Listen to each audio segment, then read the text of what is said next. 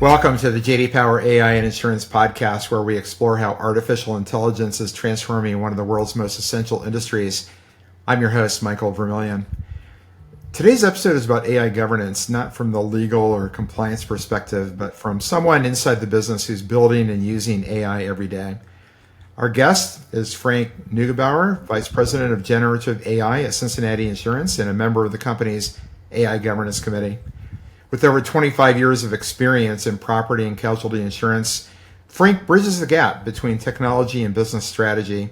And in this conversation, he shares how AI governance actually works inside an insurance carrier. From use cases to guardrails to cross-functional collaboration, this is the inside view you've been waiting for, so let's get into it. Frank, welcome to the podcast. Thanks for having me. Good to see you again, and thanks also again for joining us in Chicago at our conference. It was great to be there. Great to be here as well. Back home in East Lansing, where it's rainy, I could do without that. We'd like to have a little bit of temperature. We don't have enough degrees right now, so it'll be fine. Okay, I did my time in the East Coast a couple weeks ago, so got my share of rain. So let's just kind of start with you've been over 2 decades now in insurance as both a technologist and executive, and now you're leading generative AI at Cincinnati Insurance. Can you share a bit about your role and how it connects to your work on the AI Governance Committee? So it's operational AI versus we have an actuarial group that does the pricing types of AI and a lot of the selection types of AI. We all use machine learning certainly to do that job, and right now it's heavily focused on generative AI. After I formed that group 2 years afterwards, I joined Google as part of their AI consulting practice, during which time I was actually selling to Cincinnati Insurance, and I spent some time with their senior executives, and it became very clear that number one, Google's a great place to work, but it's not a great place to work for somebody who loves insurance first. It's a great place to work if you love technology first, that makes sense. It's what Google's supposed to be doing. Fortunately, Cincinnati asked me to come back to lead what was once a group in a department. It was promoted to its own department, and that's intelligent automation. And so I focus on leading the generative AI charge. It relates to AI governance because, AI, as defined by the NAIC, is a very broad definition, including anything that has, a heartbeat or a digital pulse, basically. More strictly speaking, they define it as anything that attempts to emulate human thought, behavior, or learning. Well, that's every computer system, basically. And each state Department of Insurance then is enacting their own view of that definition and what is required for that. So, for example, the state of Colorado is requiring these inventories, which I think every state may very well do that. But they're requiring an inventory related to the broad definition of AI, which almost means that we have to inventory every single thing that we're doing. It's not just about the Guidewires of the world or our policy admin system, or it has to do with everyday automation. So it is AI. In fact, my belief is that that will change over time. And as in my role, I help to bring and define some of our AI governance processes, working very closely with risk management, very closely with a cross-functional group of people. But in terms of the core, we had a lawyer, basically. We had somebody from risk management and myself, and we built the superstructures around how we want to organize the committee, how we want to run the committee, and how, what the guiding principles of AI governance should be for our organization. Because, we'll talk a little bit later about the fine line between doing the thing that's required to make sure that you are being ethical and that you're being compliant and you're following the rules, but at the same time not stifling our ability to move forward as an organization. It's a delicate balance, and it requires some thoughtfulness, and we've been very fortunate, I think, to be able to navigate those waters quite effectively. So just to level set, we like to start these conversations with definitions, and so let's just talk about the definition of AI governance. When you think about AI governance from your vantage point, what does it really mean? Number one, and then number two, why is it critical to kind of get it right at this stage of AI adoption? I'll answer those in reverse, because you think about AI now as opposed to, say, workflow-based AI in the past, which has been around really forever, truth be told, depending on how you want to look at it. That was heuristic, and so the humans were fallible and could do bad programming. But ideally, through testing, you would know exactly what went wrong. You'll know exactly where it went wrong. So when we're doing selection and even pricing-based types of AI, it was really safer because although there could be bias built into the programming, and then we have seen that actually was there, it's a little bit more definable. In the world of AI for machine learning, and especially generative AI, these are large neural networks, and you don't really know how they're coming to their conclusions. You can't say, why did the model return this determination for this risk? You can't say why. You don't know why, because there's 1.8 trillion neurons or parameters in these neural networks, which means it's a little bit like going from here to Chicago. You can go any way possible, including the wrong way. Which way did you go? I don't know. I just ended up in Chicago. I'm not really sure how I got there. I closed my eyes and hit the gas, and it's a little bit like that. So it's really important, because if we get it wrong, we won't get it wrong for a few people. We won't get it wrong until the user acceptance testing catches it. We could get it wrong at massive scale, especially if we're all using the same large language models or the same large creation models. That can be real problematic for us as an industry, not simply just for us as Cincinnati Insurance. So what we want to be able to do, and I'm sure this is what the departments of insurance are doing, they're trying to put guardrails in place so we don't trust these things implicitly. So we don't turn a blind eye to our own responsibility as human beings through this process. That is a big, big focus, by the way, of our AI governance. Going to your original question, which is the definition of that. For me, the definition is to make sure that we are watching. If you look at the movie Enemy of the State, which I've seen probably too many times to say, who's going to monitor the monitors? What's that? Great movie. I love that. Gene Hackman, right? Yeah. Gene Hackman and Will Smith, and Yeah. and like, who's going to monitor the monitors? Like, we have to make sure that we as human beings maintain total control, because I don't think that AI will take over the world. AI doesn't care. AI is not human. AI is not ambitious. AI is not power hungry. But we could very easily abdicate our role as human beings in control of it if we trust it too much. And so for me, AI governance is really about making sure that trust is maintained, trust is gained, and it is nourished through the human process, not the digital process.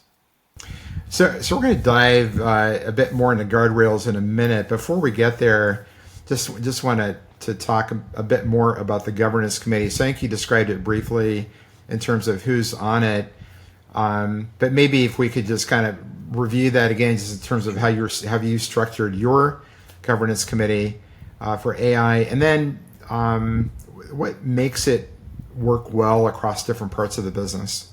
Yeah, excellent question. When we first formed the group, one of the key principles was we want people who know how this stuff works along with people who don't. Because you get a whole bunch of people who know how it works, you echo chamber through assumptions that may not be precisely the same from one person to the other. Even the definition of machine learning, people sometimes can have different views of what that is. So we had people who absolutely did not understand machine learning, were not technical people.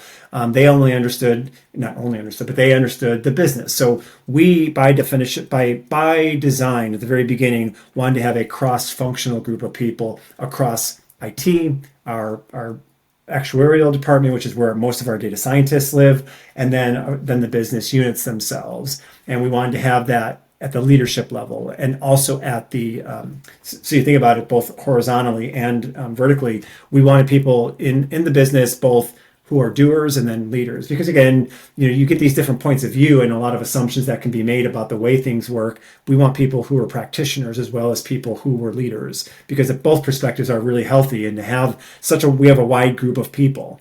That was principle number one that we wanted to make sure that we had in place. The second principle we wanted to have in place was we did not want to say yes or no. That is a business decision, and that should remain a business decision. If you want to use a piece of tech and you want to do something, fantastic. Our responsibility in governance is to help you understand the risks that you are taking, the ways in which things can go wrong, and to make sure the only rule that we have is that we insist on having certain contractual language in every contract that involves machine learning. We do not, for example, allow anyone to use our data to train or uptrain a machine learning model for any reason. And we did that for two reasons. Number one, we can't do that. Oftentimes, we can't give our data away. It doesn't work that way because it's not really our data. Oftentimes, we get it from agents who in turn get it from humans and from companies. And that data it's not free. You can't just give it away. Number two, even if we could give it away, we wouldn't give it away. Right. I mean, there's a lot of value in that data, and we would want to make sure that we had, a different kind of a partnership in place with compensation for us.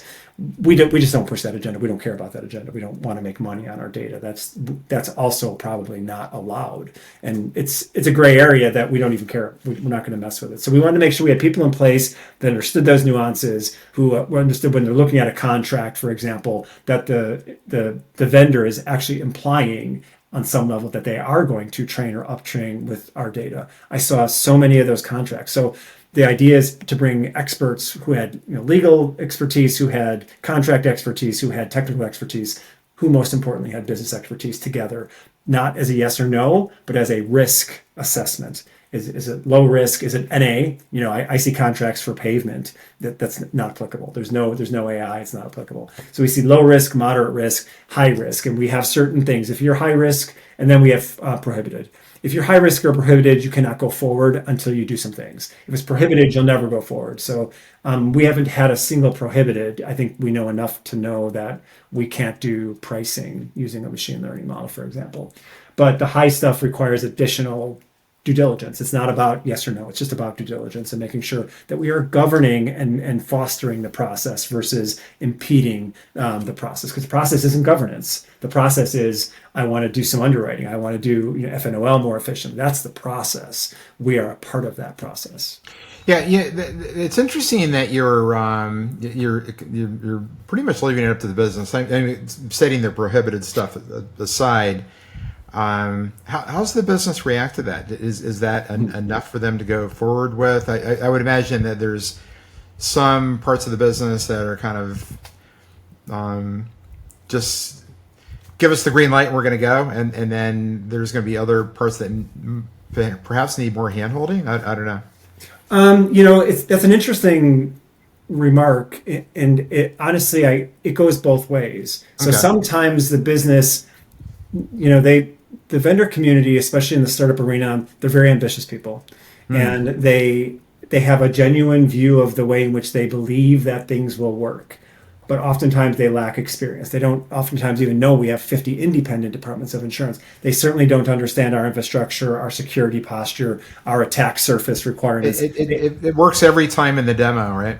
Yeah, exactly. And so the business, we're very fortunate that in Cincinnati, we are all very much connected to each other, and people have known each other forever. Like when you talk about, there's a clique at work that's like high school clique.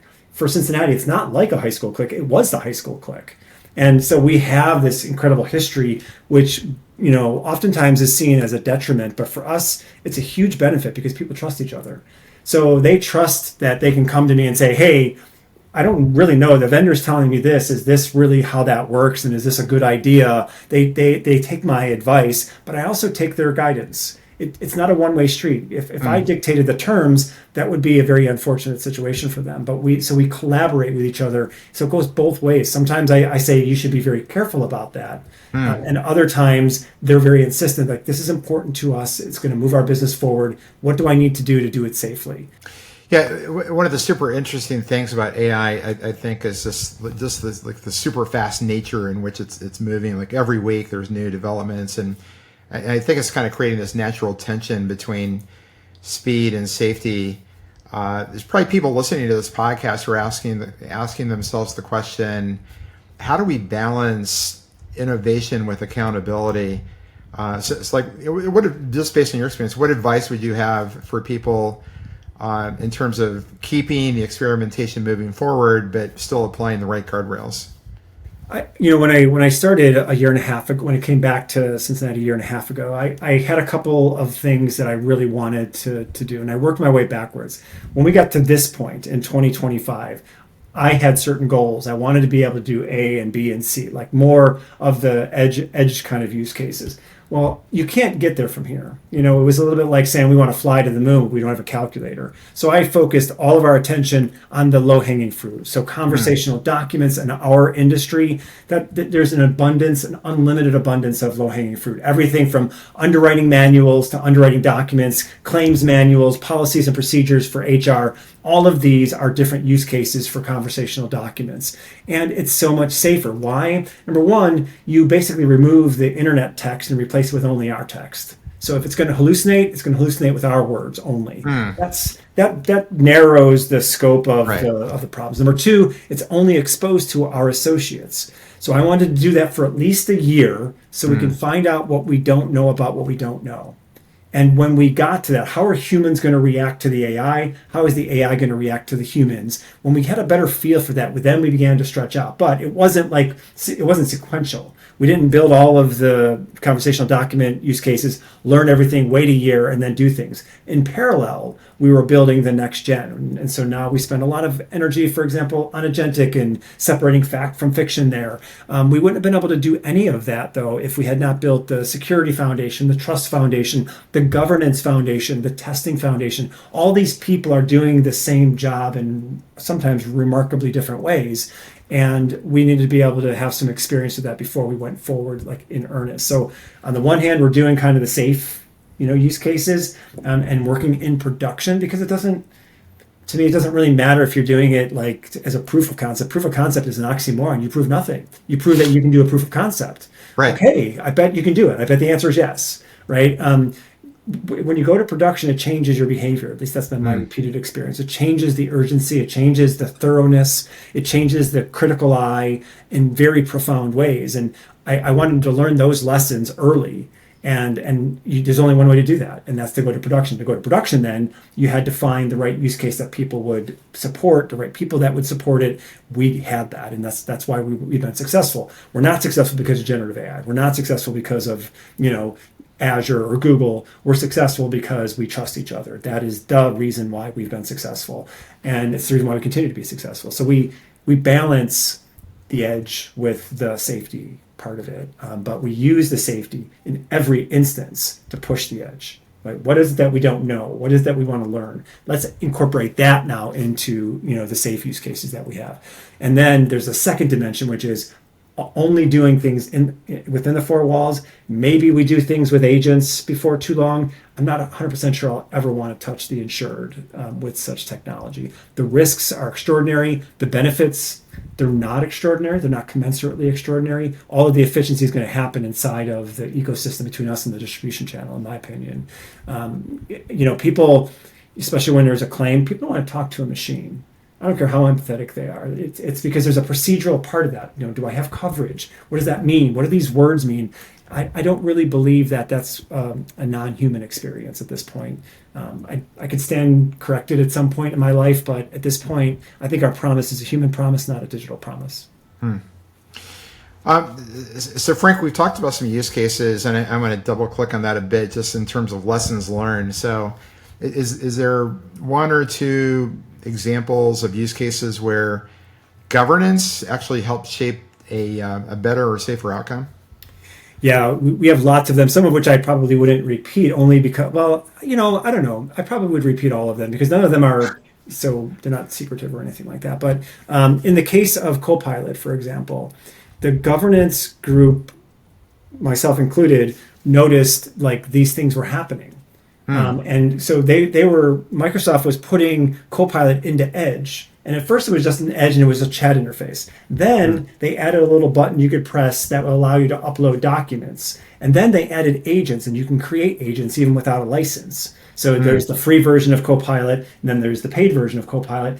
So we had to, as a governance committee, watch this thing move very, very rapidly. And if we weren't governing it, if we weren't all collaborating with each other, the business would have gone 10 miles ahead without even realizing that in some cases, they were telling people to do systemic things. So if you say, for example, I always take the underwriting the expiring policy, put it into Copilot, and ask it questions. If I do that every single time, that's an application. That's not an ad hoc use of Copilot. That has to go through AI governance. If we had not been paying attention to it as a governance committee, we could have run afoul of the requirements and been audited for it, and could have had a finding that would be negative for us.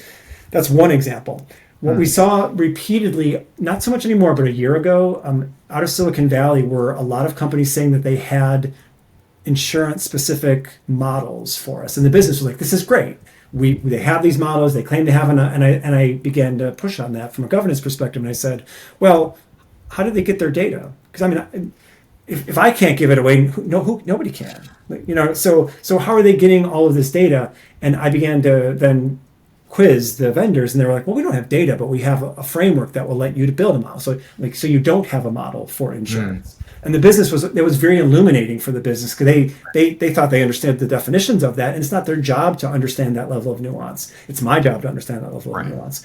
And so to be able to do that saved us from getting into contractual situations where we basically would use our data to create entire companies out of Silicon Valley, right? Because the data is everything, and we would find ourselves in pretty hot water if somebody said, hey, I want my data taken out of that, and we don't even control the data or the model or anything. That could have been really unfortunate for us. And I know that the companies in Silicon Valley are not doing that intentionally. They're not trying to be sinister or anything like that. They don't know that we can't do that, but now I think they do now, because we don't get a lot of those requests anymore. But it was very illuminating for the business. It was kind of illuminating for me that people would do stuff like that, and I needed to then change my thinking process, at which time, by the way, we worked with legal to create contractual language. Even if you're doing a POC, you must have our contractual language that says you will not use our data to train or uptrain any machine learning model, yours or any third party to you. And so we want to be really, really careful about that. We learn a lot from that little provision. I highly recommend, if there's a piece of advice that I would give, it would be add a piece of contractual language, even for renewals. You will not use our company data to train or uptrain any machine learning models. You get you find out where people are and what they're trying to do very quickly.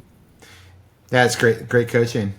So let's look ahead, and I'm going to let you pick how far we're going to go forward in the future here. Is it 6 months, 12 months, 2 years? But how do you see AI governance evolving over the kind of the near term and even into the future, as AI and Gen AI just becomes more and more embedded in the core operations? Yeah, I'll give you sort of what I know, what I think, and what I dream. Right. So okay. what I think I know, it's probably the right way to say that. What I think I know is that the state departments of insurance are going to go through their rounds of audit for this first time this year, and they're going to see that insurance companies have created inventories of hundreds and hundreds of apps, and they're going to say, I think we probably should have been more specific about the definition of AI. If you think about it, why would we include non-machine learning based AI? We've been governing that forever. Right. It's been done. We don't need to re-govern that in a very different way. We don't. And if it's not machine learning, if there's no machine learning, leave it alone. It's fine. The traditional controls and processes are still in place. So I think they will narrow the definition to machine learning based AI, and maybe even drive towards generative AI. But I wouldn't. I hope they don't, because I think very important to continue to do old school machine learning governance in much the same way as you would generative AI. So that's what I think I know in the short term. That's going to happen probably as early as next year.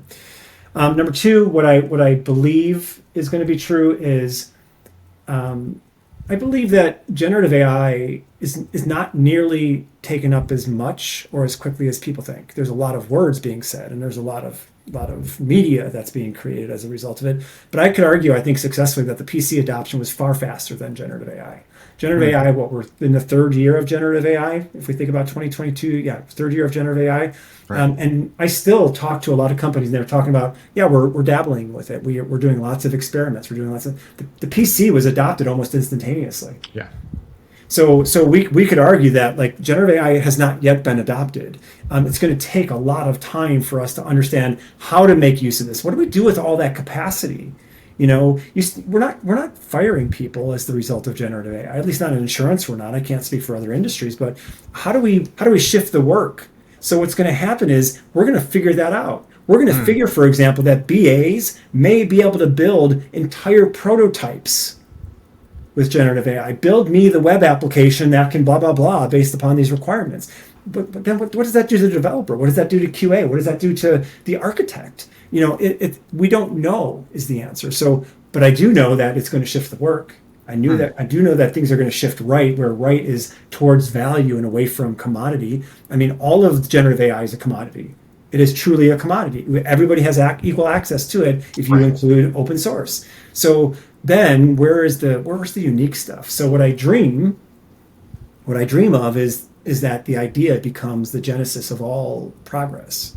The idea. Before, it wasn't the idea. I mean, the idea is good. It's important, right, without the idea. But a lot of ideas die on the vine because maybe I'm somebody who couldn't articulate my idea very well. I didn't write very well, or I couldn't draw. I couldn't visualize my idea very well. Those barriers can be gone in the future. So now the idea is everything. We get this incredible influx of brilliant ideas because people are focusing on the idea. They're not focusing on, I've got to write 10,000 lines of Python code. Right? They're focused on what is the thing that's going to change the world, not how to do the thing that's going to change the world. And I think that's a pretty exciting thing, at least from my perspective. I think it levels many playing fields across not only our industry, but all industries, and for a lot of different people. A lot of people can participate in a process maybe they couldn't before because they, like I said, they couldn't write or they couldn't draw or they couldn't articulate their ideas beyond just the idea. I think it's pretty exciting. And you see the same thing in music. And as a corollary to that, however, my fear for what I dream is that the world becomes very homogenous. I look at a lot of, I'm a professor at a university, so I read a lot of what I'm quite certain is AI generated work. Right. And it's very homogenous. You can see it coming from a mile away, oftentimes.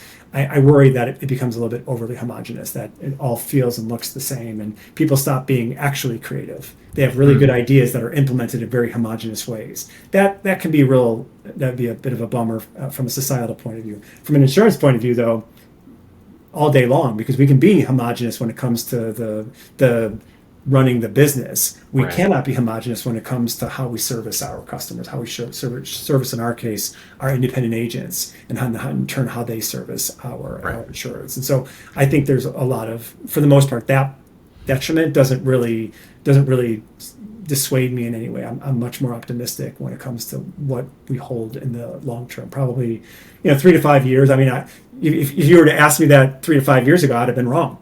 Right. Everybody would have been wrong, pretty much. So I'm not putting any money. I'm not betting any money on that horse. So just to wrap up, why don't we wrap up with some advice? The one piece of advice that we've talked about so far was that provision about you can't use our data to train your model. But if you were advising another VP or AI leader who's standing up a governance process, what kind of advice would you give them early on? Yeah, I would say that what works for us is the human process. We don't digitize it. We don't have a lot of tech that goes along with it. Nobody from the outside is involved. Nobody from the outside has ever been involved. We did it ourselves because we wanted it based upon our principles as people. We didn't base it upon AI principles. We didn't base it upon like something we read in a book. We wanted to make sure that we based it upon what we believe in as a company. And that was really important because the buy-in was really almost instant, because we didn't have to convince anybody that we wanted to do this thing that was foreign to them. We have this kind of golden rule philosophy, and do unto others as you have them do unto you. I believe kind of in the platinum philosophy, which is do unto others as they want to have done to them. But I think we are able to blend those very, very easily, and we blend them very, very well. And because the golden rule really helps us to set our sights on the North Star. That's a really important piece of advice I would give. The second piece of advice I would give is make sure that the people who are there are opinionated. And oftentimes that's not really wanted. We don't want to have like arguments or whatever, but we don't have arguments. We have healthy, moments where we are articulating different points of view.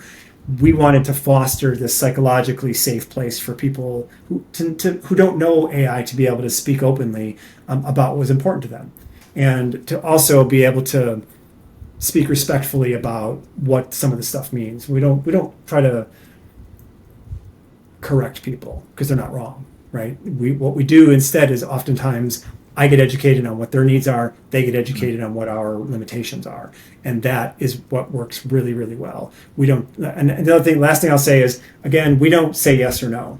That is not our role in governance. Our role in governance is to educate, to assess the level of risk that's going on, to give advice on how to mitigate that risk. That's it. The business makes the decision. The power is still theirs to go ahead or not as they see fit, with rare exception. And again, it's an exception I've not yet seen where we had to say no, it's not going to happen. And we've had a few pointed conversations with people about vendors striking language that didn't make any sense to strike. But that's the exception, not the rule. I've gone through. One other observation. It's going to take a lot longer than you think it will. Not to stand everything up. That's actually not so hard if you base it upon guiding principles. You're going to spend a lot more time doing it than you think. Mm-hmm. So, we're an $8 billion company. We have hundreds of contracts. I have to review all the renewals as well as all the net new. Mm-hmm. So this year alone, I have probably looked at 400 different individual use cases and vendors and all of that.